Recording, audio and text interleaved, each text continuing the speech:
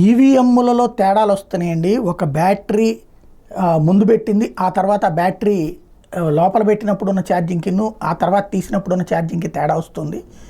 అసలు ఈవీఎంలలో ఏమున్నాయో అదే తరహాలో వీవీప్యాట్లు ఉన్నాయా లేదా అది అసలు లెక్కేయాలి కదా.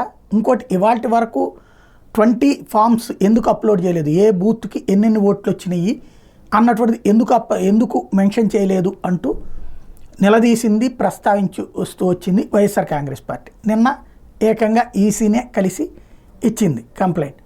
అయితే దాన్ని రాసేటప్పుడు కూడా కనీసం ఈనాడు ఎన్నికల ఫలితాలతో విస్మయానికి గురయ్యాం సీఈఓని కలిసిన వైకాపా నేతల బృందం అంటే వాళ్ళ స్టేట్మెంట్గా రాసింది తప్పించి విస్మయానికి అసలు విషయం ఏంటి, ఈవీఎంల మీద వాళ్ళు అనుమానాలు వ్యక్తం చేస్తున్నారు.